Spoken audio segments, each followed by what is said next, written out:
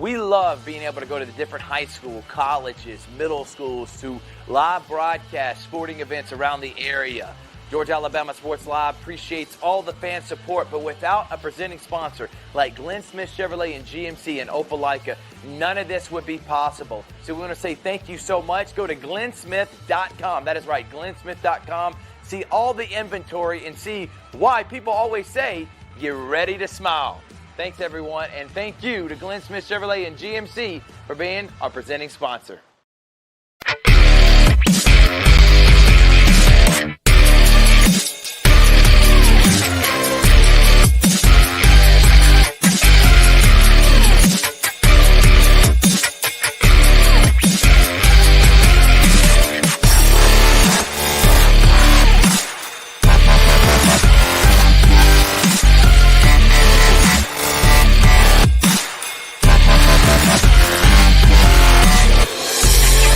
Good evening, everyone, and welcome to another edition of the Georgia Alabama Sports Live Show. I'm Thrift Barringer alongside my guy, Rich Holdridge. Richard, it's been a busy week. We've been putting up show after show after show. We just got done, and you just got done watching probably, sitting with an athletics director, state of the programs that we're doing with all the ADs around the area, 16 schools that we cover. 16 ADs we got to sit down with, and Blair Harrison was excellent, Richard, and looking forward to doing many more.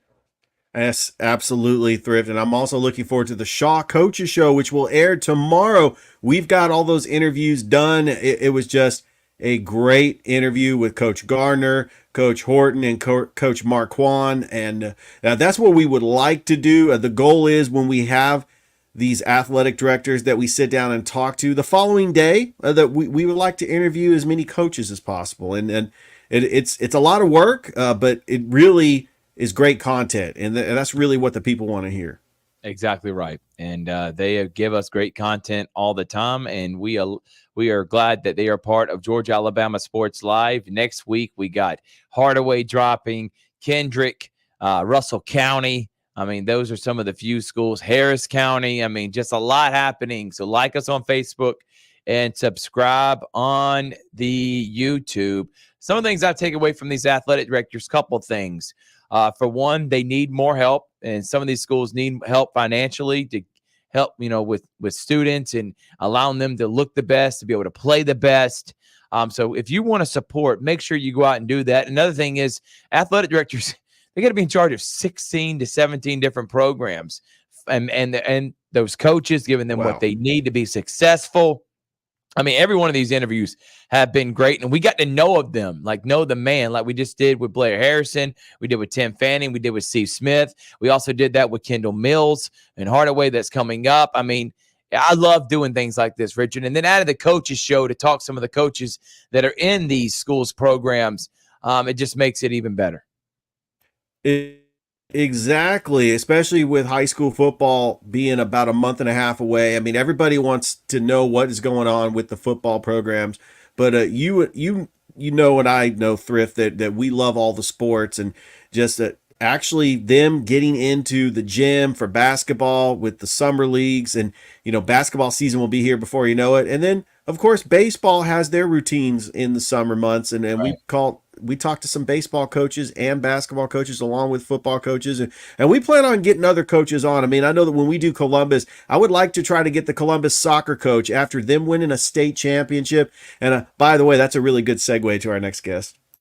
It is a segue, and great job, Richard. So we got a guest that's going to come on today. We also hit some quick hitters, just some initial thoughts, not really going to go in too much in the depth, but SEC Media Day questions. We each got a few that we want to see maybe answered. Goodness gracious, it's just a media day, but we're going to go more in depth that week in 2 weeks from now. Can you believe that?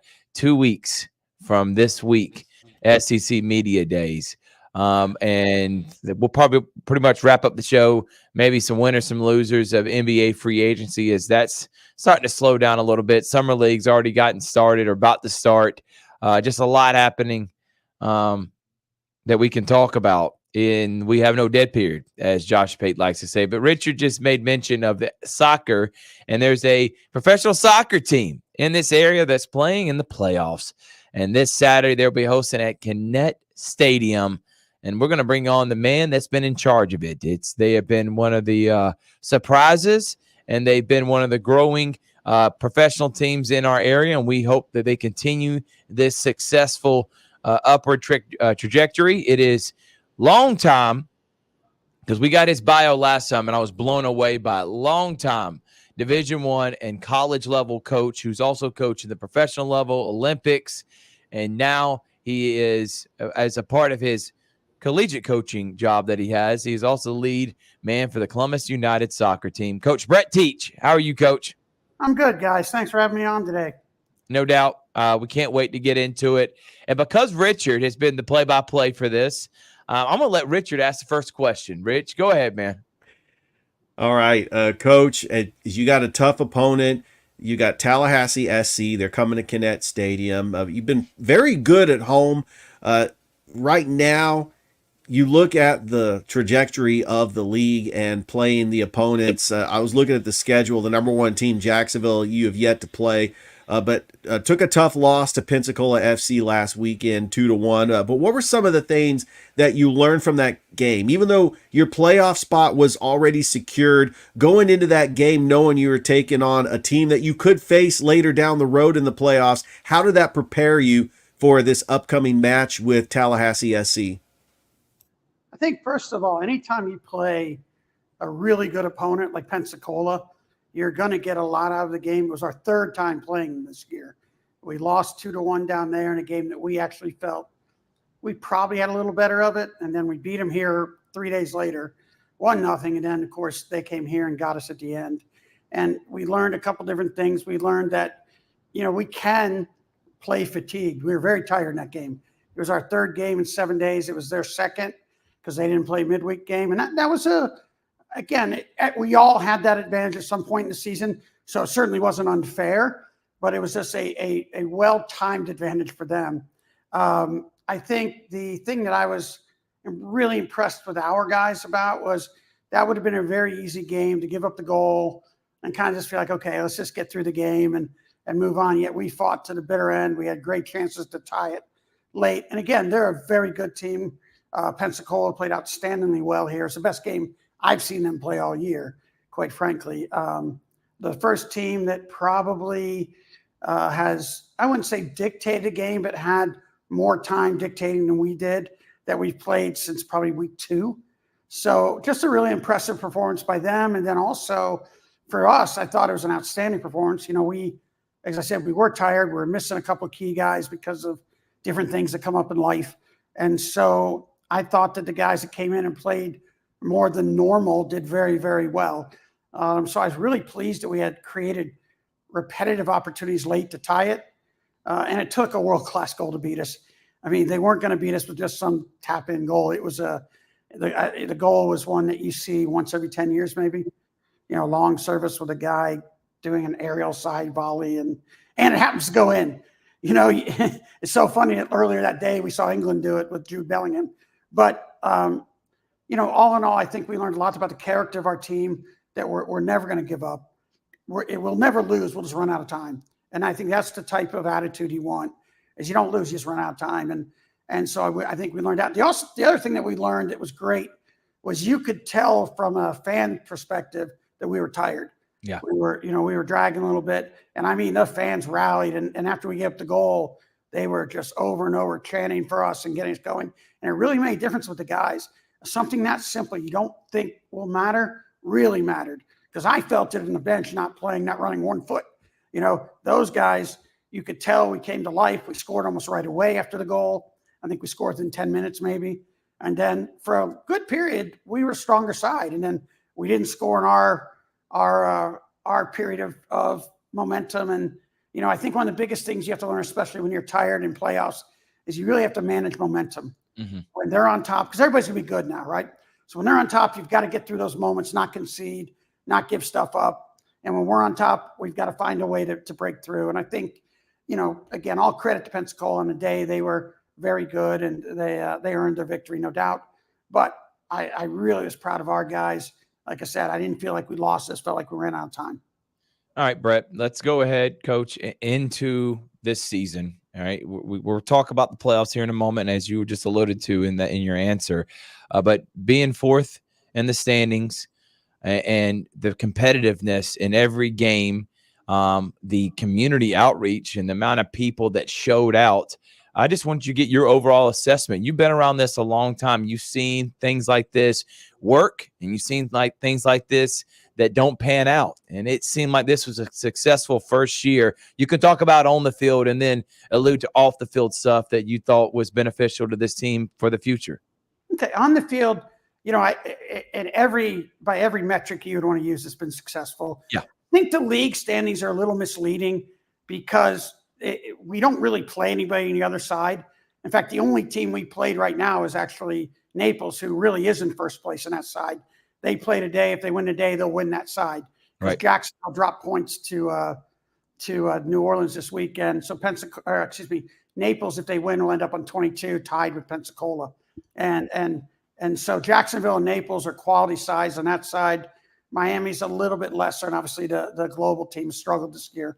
On our side, every single team on our side could have won the league. You look at all the games, they're all 2-1, 1-0, and it's really just a matter of, who found that magical moment. And we more often than not have found it. We got 2 huge ties on the road early on against New Orleans, and then to get a point out of Tallahassee, because the first game we played down there, they outplayed us pretty significantly. Right. I called it, successful failure. We didn't play particularly well, but we found a way to get something out of the game. And that's how you win. That's how you win championships, is you find a way when the odds are stacked against you to get a point or get 3 points or whatever it might be. And then as we've grown throughout the season, the guys have just really, really played well. I thought all the games at home and even on the road down to Pensacola, where we didn't win, but we played really well. I've been impressed with our style of play. It's not the easiest way to play, and you get opened up, and it relies heavily on good decision-making and sharing the ball, but then understanding when you can go get people.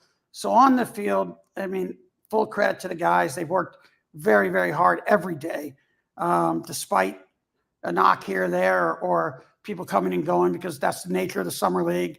People have different times where they've got to go home because a lot of these kids haven't been home in a year, and this is their opportunity to go home and see their families. And so, you build for all that. And I've been really pleased with the way that we just, quite frankly, have navigated the season and been really helpful. Bruce Wade, one of our assistants, and Jonah, our other player assistant, they've been incredible to bounce ideas off of, to work with the group. And so from a standpoint of on the field, I think, could we have won the league? Certainly. I think with a break here or there, but we could also be out of the playoffs. It really is that tight on the West side. I think the West side of our conference is probably the toughest division in the entire NPSL. And I've seen a lot of divisions over the years. And this is just, from New Orleans to us. New Orleans played Jacksonville twice and tied and lost once. We played Naples, who's going to win it, beat them, and we split with them, beat them here, lost to them there. And then our other 2 teams blasted their 3rd and 4th place team. So, I think Pensacola beat the place team 17-0 in the 2 games. And then Tallahassee beat the 3rd place team 5-0 and 4-0. So a 9-0 aggregate. So it just shows the strength of our side. And it's been great for our guys, because these guys are going to go back to their colleges now, having played the toughest games. These are high-level Division I type games. And so I think you're dealing with a lot of great players. And the nice thing about ours, we're the youngest team by far in the league. Mm-hmm. We did it with all college players. So only one of our players has no college eligibility left. And surprisingly, it's not Jonah. Jonah actually has a year left. It's Rada, who you knew from the indoor team. Rada graduated this fall. He played like a year ago, graduated December. And so other than everybody else is either starting college or has at least eligibility left. And so when we played teams, for instance, Naples' average starting age is 28. The Pensacola team's 24, 25. And they've gotten a lot of guys who are already through college. And so I've been really proud, because those guys are used to the grind of this league, where our guys, it's all new for. And so that's from on the field. From the perspective of the organization, I mean, it's been nothing but amazing watching JD and Hitch kind of work their magic with connecting with the community, sponsors, and the outreach things that we've done. They just know how to do it. I mean, Hitch is a master at this. All his organizations are well run, well organized. Our players want for nothing. They're taken care of. They're treated like professionals from the day they get here to the day they leave, and that matters. That really matters because there's a phrase we use all the time called process losses. You don't want to have process losses where the process to getting to the game, whether it be travel or home, causes you to lose because it wasn't smooth. And we've been able to, navigate 11-hour trips and trips to New Orleans and teams coming in here and all that very, very well. And all we have to do is worry about showing up and being prepared to play. And that's as a coach, that's all you can ask. And then when you look up and you see the stands are, mostly full, and you have people who come and bring signs and care. And then when we go on the road, we're well taken care of. We're in a nice bus. We're treated first class. It's actually a really really high level experience for our guys. A lot of the guys are treated better than they are at their colleges, and that's something that's really special. And and that goes out to the organization and how much they believe in what we do and how much they want to connect with the community. Coach, I've been very impressed with your back line with Dominguez, Garcia, and Tucker. I mean, it seems like Tucker plays defense, but he has so much speed on the outside that he plays like a midfielder and a striker. I think that it's very important that defense cleans up a lot of messes. There's nothing easy for any of the teams that go in, as they defend that back line very well. And I've just been impressed with the way that your defenders have been playing to keep your team in games. And that's something that you can get ready and prepare for. What can you say about that defensive line and how great they've been playing all season, getting ready for this playoff game Saturday? Yeah, I think it's imperative when you want to play like we do, because we want to control the game through possession of the ball, and you're going to make mistakes at times. And if your back group is disorganized or not on the same page, what happens is teams are able to counterattack you and get into us. And we have in all 9 or all 10 of our games, with the possible exception of the last game, I haven't seen the counts yet, we've outpossessed our opponents significantly. Mm-hmm. I know we've been as much as 700 passes in a game, and our opponents has been as few as 98.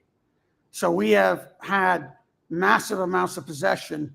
But when you have that much possession and you're learning how to attack, you're going to make mistakes with the ball. And I think the other person I would add, the other 2 I would add to that group would be our 2 holding midfielders, Jonah Kanagwa and then Evans DePaul. They play right in front of that back line. And so between those 4, really the 2 central ones and the 2 central midfielders, they have to put out fire after fire, because we are going to make mistakes. We do ask our outside backs to really get involved in the attack. And obviously Mo's an attacker who's learned how to play left back. That's Tucker, by the way, Mohammed Tucker. And so he has really done an amazing job of defending his role, but then also adding an extra layer and element to our attack that, quite frankly, most teams don't have an answer for, because he creates so much of what Javi's been able to do in terms of scoring goals comes from the cumulative effect of dealing with Mo and him all game. Eventually, you're just like, man, I'm tired of dealing with this. And you find little crevices and cracks. But Damian and Bruno, Bruno's our captain, Garcia. He's been outstanding all year. He's a leader. He talks, he had great experience at home before he came here. And Damian's, just down the street at Georgia Southwestern. And I was telling his coach the other night, I think he's a high-level Division I center back. I think he's an opportunity to be a pro for a long time if that's what he chooses to do. And what's really been great about him is this is new to him. He's always been a forward. And so he's learning how to play this role. And he's been really receptive to correction and instruction, and has grown exponentially this spring or this summer, excuse me. He's been outstanding. And then collectively, that group is very hard to beat. I mean, I don't think that our back line has been what I would say at fault for a goal in like 7 weeks. Like the goal the other night, the second goal was just like I said, it was a once in a decade goal. that came from above the defenders. And their first goal was kind of like a mix-up in midfield. So, we are growing defensively as a group, but the heart and soul has been between our keepers, Mateus, and then Alfie, having been very good this year for us, and then Damian. And really, Damian and Bruno all season have been outstanding. Even when we were still learning how to play, they were very good at just, again, keeping us in games when other teams were able to get counterattacking moments or had possession. And yeah, I mean, obviously in any sport, doesn't matter, the idea is to win because you don't give up much, you don't give away much. And we've been very good at that. I told him the other day in the locker room, look, championships are won 1-0, not 3-2. And so we need to continue to grow in our defensive presence. And we're fortunate that those two clean up an awful lot. And Tucker and then Devin Vitale on the right has been, and sometimes he's another guy, Jordy Santana. Those guys have all been outstanding at just collectively playing and fighting for the team. Well, Coach, it really has been an incredible season. We were just absolutely blessed that we have got to live stream several games on Georgia Alabama Sports Live. The two matches that I live streamed, I've gotten just to know your style of players and the way they play, and I know they are ready Saturday, and we're excited about being there once again for Georgia Alabama Sports Live, taking on Tallahassee SC. You faced Tallahassee before. What's the scouting report going up against a very talented Tallahassee SC team that will come to Kinnett Stadium this Saturday night? We played them 3 times, so they know us very well, and we know them very well. They are an experienced group of players. They're good in the back. I think their goalkeeping situation has changed. Kind of like us, their keeper had to go home mid-year. Our starting keeper had to go home mid-year to take care of some family stuff. And so they're on a second keeper he's not necessarily second string. He's just their second starter this year. And so I think he's young and grew up in the organization. They're very good up front. Their big striker's a handful. When they're good, they move the ball very quickly, get it wide, and are able to get it into their attacking crew who all can play. I think one of the big keys to their team is their big central midfielder. I forget his name. He wore 8 last game. He's worn 14 all year, but tried to trick us and wore 8 when we were down there. But he controls the game very well. He's a tempo player. And they have an attacking midfielder I know he played at University of Akron, Akron University, named Johnny Fitzgerald from Tallahassee. He's an outstanding player. He finished at Akron. He scored a great goal against us last game. So they're going to, look, like I said, they're good enough to win the league. They only finished a point behind us. So, again, a little bit different system. They played with 3 in the back against us. They've also played with 4 in the back. So they could do either. We're ready for both. We play against both, and we train against both. Very good in set pieces. Very well coached, and honestly, a class organization. They do a great job with the when you get there, they treat you well. So again, just an overall, another one of the programs in the West that they know how to do it right. It's very professional when we deal with them. Their key guys, like I said, are the striker. One of the wingers, he flip-flops side. He's outstanding, 17. Their big central midfielder. And then I think where we can hurt them is if we can attack them on the flanks. We've had success there. So we'll continue to do what we do. We don't really change for anybody, quite frankly. We try to do what we do, and we try to we respect the other team. We know that they're going to cause us issues, so we talk a little about what we have to deal with. But in the end, we want to dictate the play from the very first whistle to the last. And if we do that, I think we have a great chance to advance. If we don't, then it comes down to moments, right?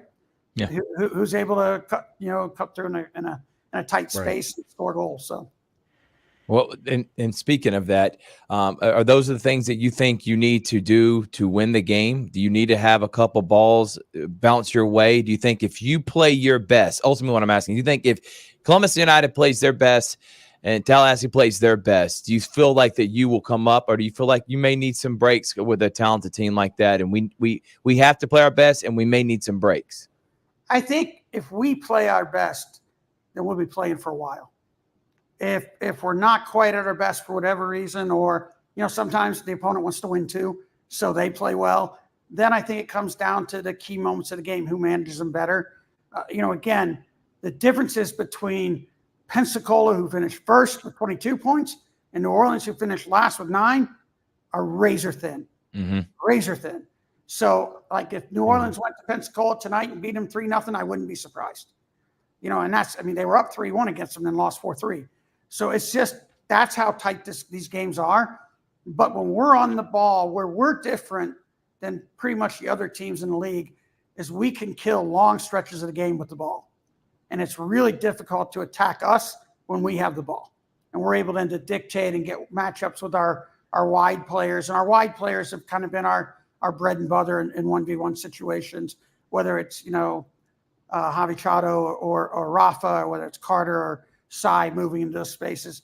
Right. Those guys are as effective as any attacking players in the whole region. And, you look at it, our goals have all come from, those three positions. We have 16 goals as a team, and 14 have come from Chado, Rafa, and Carter. Those three guys have 14 of our 16 goals. But they're usually the result of continuous ball movement, possession, counter pressing, winning it back. And I know, Richard, you've seen a lot of our games when we're at our best, our backs are even high, and we just squeeze space and it's suffocating. So if we play like that, then I wouldn't fear a team. Doesn't mean we couldn't lose to everybody, but I wouldn't fear anybody because I feel like we can dictate the game. And in the end, that's my belief in the game. The more aspects you control it, the fewer variables you have to solve. And I think we've gotten really good at it throughout the last half of the season. And, like I said, the Pensacola game is a little different. But, we'll be full strength. We'll have Jonah back, which will be nice to have him in midfield and kind of a general, as you call him, a midfield general. And, again, I'm not, Tallahassee is good enough to win their league. So I think it is going to come down to it. But I love our chances if we play the way we can. His name is Brett Teach. He's the lead man for Columbus United. He's a guy that has more soccer acumen than I think anybody. And I know a lot of soccer people. I add them all up together. I still don't think they have the knowledge and the experience my guy Brett Teach does. Last thing, Coach, this is your spiel to the community. Why they need to come out, pack out Connect Stadium, and make it as raucous and loud as they can so they can help, as you made mention, help motivate. It's going to be hot, the players, and hopefully get them over the top against Tallahassee. Again, I think we're a great team to watch. We're high energy, high action. Our guys play so hard. If you watch us after the game with the kids, the players love being part of this community. We've fallen in love with Columbus. It's, I think some of us count it now as our second home. I think I've already been asked by almost every guy, can we come back next year? There's this great vibe within the organization from top to bottom. Our fans are a big part of it. We don't see it as, a lot of people see it as like management, players and team, and then community. We're just one big family. Right. And, we celebrate our fans probably more than any team that I know that I've ever been around. And, we just want to perform for you. We love playing for you. I love looking up and seeing, friends, family, new friends that I've just now met, people that know the game or new to the game, kids. It's just been an amazing summer. And in all likelihood, this is our last home game because of the points per game, requirement for each stage from here. So, it'll be our last chance to see each other live anyway, possibly for a year, unless we get into that regional playoff round, which, again, that's 3 games from now. So we'll worry about that then, so the Tallahassee game, I guarantee you that you'll love our guys. You'll be proud of them no matter what. Win, lose, or draw, they're going to put on a show and they're going to give their absolute best every second of the match. If we're up a goal, we'll play the last whistle. If we're down a goal, we'll play the last whistle. And again, as somebody who loves athletics, not just soccer, but all sports, that's all I want from my teams. Because again, when you do that over and over, good luck seems to follow you. His name is Brett Teach again, and he's a guy that is hopefully going to continue the winning ways of Columbus United. They have done a great job here in year 1. Thank you so much for allowing us to be a part of this run. We look forward to being there Saturday. Richard will be on the call, and make sure to go out, show support. You can get tickets online. You can get tickets at the gate. They're very affordable for everyone. They usually have some promo going, just knowing JD and all them. They're going to have something happening. So go, show support, and make sure you cheer on the Columbus United team. Good luck the rest of this weekend, Coach. Thanks, guys. Thanks again. Good luck, Coach. Yes, sir. That is, Coach. Happy 4th of July, everybody. Happy 4th of July. Thank you, Coach. We're going to take a break. When we come back, it's Georgia Alabama Sports Live Show. We'll be back after this.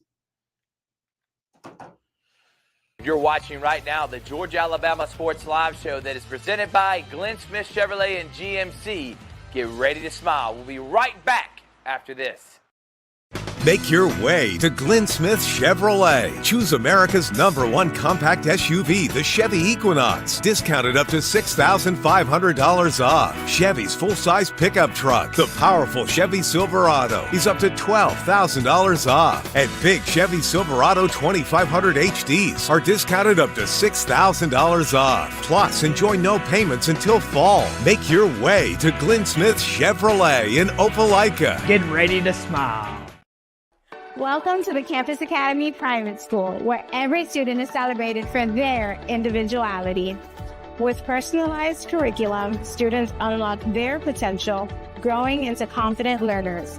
At the Campus Academy, we give teachers the freedom to create dynamic classrooms where every student's voice is heard. Discover the difference. Enroll your child today and watch them thrive. Welcome back, everyone. Great job, Richard. Campus Academy, Glenn Smith Chevrolet and GMC. Richard doing Richard things. Great job, Brett. Looking forward to you being on the call. Richard, tell everybody where they can find it and what time. All right. At kickoff of the pitch, 7:30, Kinnett Stadium. You can catch it on Georgia Alabama Sports Live's Facebook page and YouTube channel. And I will be on the call, and I'm looking forward to it. And let's get a win and try to continue just building that tradition of winning franchises here in Columbus. Well, I'm looking forward to watching you do that, Richard. All right, a couple things to wrap up the show. I guess we'll do NBA, couple winners and losers. We'll do 3. Okay, we'll do 2 winners and a loser. My 2 winners: 1, Cleveland getting Kenny Atkinson. I think that's a home run move, and I think Philadelphia getting Paul George. I think those are the 2 biggest wins. I tried to say Clay going to Dallas or Mikal Bridges being traded to New York, but Philly didn't have to give up anything. They signed him, got to keep all their assets, and I just think he's a perfect third star for them. And then the other move, it's not even a player move, it's a coaching move. I think Kenny Atkinson, and you saw that Donovan Mitchell just signed an extension for 3 years. They're going to keep him, Garland. They want to keep the same nucleus together, and thinking that Kenny Atkinson can be the reason they put them and vaults them into maybe one of the top teams in the East. I think that's a huge move, and I think put Cleveland as one of those teams that maybe could vie for that East championship next year. I'll do my loser here in a minute. Who are your 2 winners, Richard? All right, my first winner is the Indiana Pacers. Getting James Wiseman, the former overall number 2 pick, for pretty much nothing. I think that James Wiseman still has something to prove, as he just didn't have a very good stint in Detroit. He wasn't getting a whole lot of minutes in Golden State. I think with Benedict Mathurin coming back, they re-upped Pascal Siakam. Tyrese Halliburton, in my mind, is one of the best point guards in the NBA. You're talking about a team that went to the Eastern Conference Finals last year who has gotten better. And I think that James Wiseman might be a good role player that can just do all the dirty work and give Indiana that missing piece that could get them over the hump in a very stacked Eastern Conference. And then my other winner, Chris Paul going to the San Antonio Spurs. They had a graphic on ESPN of the teams. When Chris Paul leaves that team, their winning percentage before he gets there, and their winning percentage when he takes over. And really, the Clippers was the obvious one. He was playing with the Clippers since 2011. They were a joke of a franchise. Chris Paul gets there, turns them into Lob City overnight. And say what you want about the whole Donald Sterling thing that happened in 2014. It was a distraction, but it was still better than what the Lakers were doing in that entire decade. And then when he went to Houston, Houston got better. If he doesn't sprain his ankle, Houston goes to the NBA Finals and not the Golden State Warriors. And then also the Phoenix Suns, getting them to the NBA Finals in 2021. Chris Paul is just a leader on. It didn't really work out with Golden State. Golden State was not a little bit better than what they were. He only averaged 9 points with Golden State. They didn't utilize him that much. I do think that Chris Paul going to San Antonio makes them at least a play-in team. I like that, Richard. I think that's a huge point that you're making, and I love he's going to average 11, 12 assists just throwing oops to Victor Wembanyama. And Wembanyama, I think the Spurs will be in the playing game next year. I think they'll win close to 50 games. I think this is a big move. Yeah. I still think Chris Paul's got juice in him. Big-time move. Loser for me. And I guess it's loser 1A and 1B. Warriors, they didn't get Paul George, and I don't know what they're going to do because right now they're not even a team that I even think can sniff winning a championship. And the Lakers, because I don't know if they get DeMar DeRozan, and if they don't, with the roster they got, their biggest move was Dalton Kennett and Bronny James. They're not winning you a championship next year. I think those are my biggest two losers. And I know big people say, what about the Hawks? Traded, but I think they traded Murray for someone I think has potential, and Dyson Daniels and Larry Nance and getting a pick. I don't like the number 1 overall pick, but I put the Lakers because no one's thinking Hawks championship. LeBron James in his final couple of years is going to be on a team that goes 45-37. It probably loses in the playing game. Those are my losers, Richard. What do you got? Well, my big loser is pretty much everybody else's big loser, the Los Angeles Lakers. I mean, who's the GM? LeBron James is just running this team. He's just getting a coach that he does a podcast with, and JJ Redick, somebody with no coaching experience whatsoever. And say what you want. Yes, it's a second-round pick, but you know they were going to draft Bronny James just because of the Hollywood hype. The Los Angeles Lakers like being in the spotlight. I don't know what Rob Pelinka and Jeannie Buss are doing. They are just letting LeBron just do whatever he wants with this franchise. This is not a championship team. I know that LeBron still plays at a high level. I know he took less money. They were hoping to get Klay Thompson. Klay Thompson passed on the Lakers. I mean, that's how bad and dysfunctional this franchise is. So the Los Angeles Lakers are my big losers in free agency. So we both got them as losers, no doubt. Last thing we're going to do is some questions heading to SEC Media Days. My thing is there going to be an undefeated team? You look at these schedules. I don't think so. I'm looking at Phil Steele magazine. Ole Miss goes in any other conference, even the Big Ten, I think, they win 11, 12 games. LSU goes in any other conference, they win 10, 11 games. Missouri, they're going to be top 10 team coming in, preseason top 10 team. He has them 4th, 5th, and 6th in the SEC next year. And I hadn't even talked about Oklahoma and Tennessee. I feel like there one or two things about to happen. Either SEC is going to realize you don't have to win the SEC and win 11 games to win a national championship, because 12-team playoff, you win 9, 10 games, you're competitive in this conference, you're going to make the playoffs, and who knows what could happen. Otherwise, you're going to be looking at teams like a Missouri or an Oklahoma that I think are going to have a tough time winning, going undefeated, even Tennessee, LSU. I mean, are you going to fire Brian Kelly this year if he doesn't go 11-1, 12-0? Because look at he's replacing Jaden Daniels. He's got a tough schedule. I like this team, but there's not going to be 7 SEC teams that make the playoffs next year. Tennessee fans are high. Oklahoma wants to come in and win now. Missouri, they don't have near the expectations, but after last year and making a Power 6 game, or a New Year's 6 game, excuse me, and coming in as a preseason top 10 team, they're going to have expectations. Is this our year? LSU, they want to win a national championship. Ole Miss, they'll never have a year with this much talent as they do now. This is the year for them, and the problem is you just added Texas, who's going to come in probably top 3, Georgia top 3, Bama top 8, LSU top 10, Missouri top 10, Oklahoma, Tennessee top 15, top 20. And I hadn't mentioned A&M, Florida, South Carolina, Kentucky, and Auburn, and because all those teams can be competitive next year.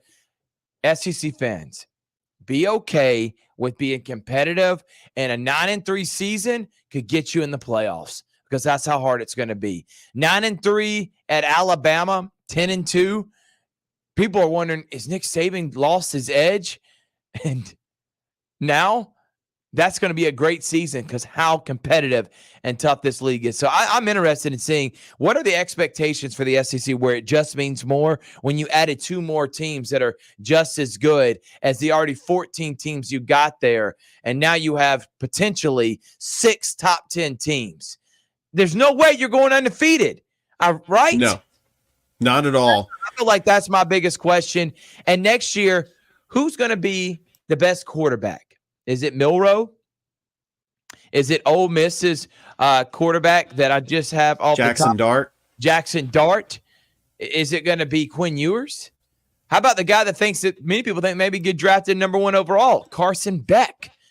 Tennessee's already, they got Nico, who was really highly recruited, and I really like the development of quarterbacks under Josh Heupel.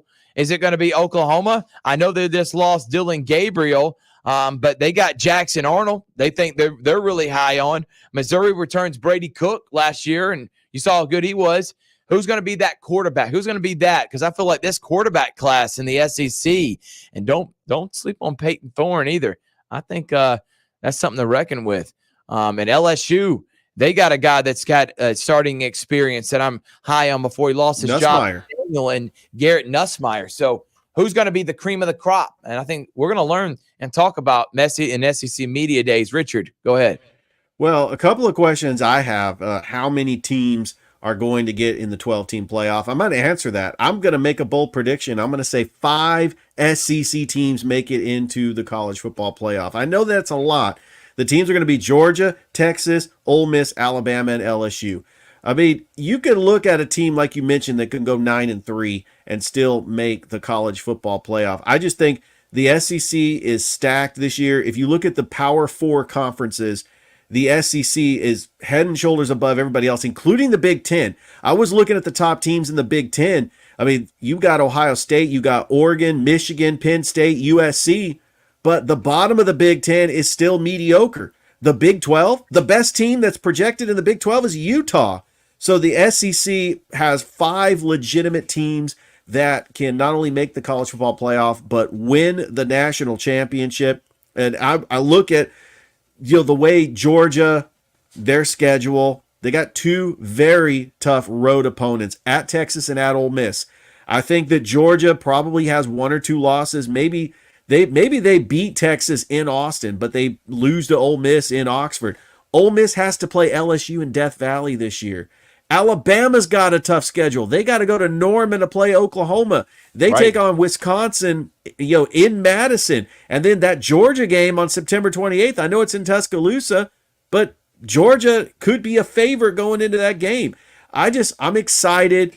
SEC Media Days, we get a lot of questions answered. And my next question that I want answered is after SEC Media Days, they will come out with the preseason all SEC first team, second team, and third team.